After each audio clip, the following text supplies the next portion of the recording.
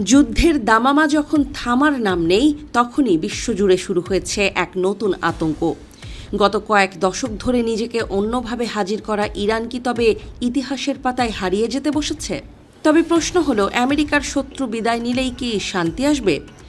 Doctor Andrew লাথামের সাম্প্রতিক এক চাঞ্চল্যকর রিপোর্ট বলছে, ইরানের পতন হতে পারে মধ্যপ্রাচ্যের জন্য এক ভয়ানক দুঃস্বপ্ন। অপারেশন এপিক ফিউরির আঘাতে ক্ষত বিক্ষত তেহরান। 2026 সালের 13ই মার্চ পর্যন্ত পাওয়া তথ্য অনুযায়ী ইরান খাদের কিনারে।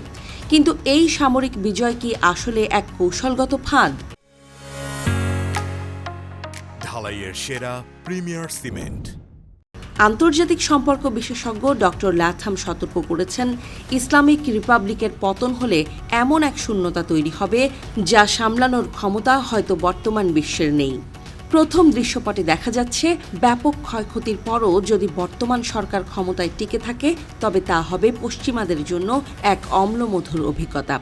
কয়েক দশক ধরে চলা নিষেধাজ্ঞা আর গোয়েন্দা নজরদারির মাধ্যমে এই পরিচিত শত্রুকে নিয়ন্ত্রণ করা সম্ভব। কারণ একটি রাষ্ট্র যতটাই কট্টর হোক না কেন, তার টিকে থাকার তাগিদ থাকে। অন্তত কার হাতে পারমাণবিক চাবিকাঠি আছে তা বিশ্বের জানা থাকবে। যদি ধর্মীয় নেতৃত্ব ভেঙে পড়ে, তবে কি গণতন্ত্র আসবে? বিশেষজ্ঞরা বলছেন না, বরং ক্ষমতার দখল নিতে পারে ক্ষমতাশালী বাহিনী। ইরান তখন রূপান্তরিত হবে এক বিশাল ন্যাশনালিস্ট সিকিউরিটি স্টেটে। ধর্মতত্ত্বের বদলে উগ্র জাতীয়তাবাদ আর সামরিক পেশি বল দিয়ে শাসিত এই ইরান হবে আরও বেশি আক্রমণাত্মক।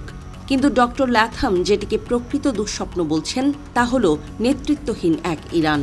যদি কোনো প্রতিষ্ঠানই ক্ষমতা ধরে রাখতে না পারে, তবে শুরু হবে গৃহযুদ্ধ। তেহরানের রাজপথ থেকে শুরু করে প্রত্যন্ত অঞ্চল পর্যন্ত ছড়িয়ে পড়বে বিশৃঙ্খলা।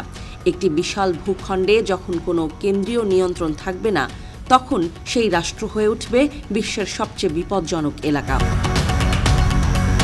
সবচেয়ে ভীতি জাগানিয়া বিষয় হল ইরানের অত্যাধুনিক ক্ষেপণাস্ত্র ব্যবস্থা, ড্রোন প্রযুক্তি এবং পারমাণবিক অবকাঠামো।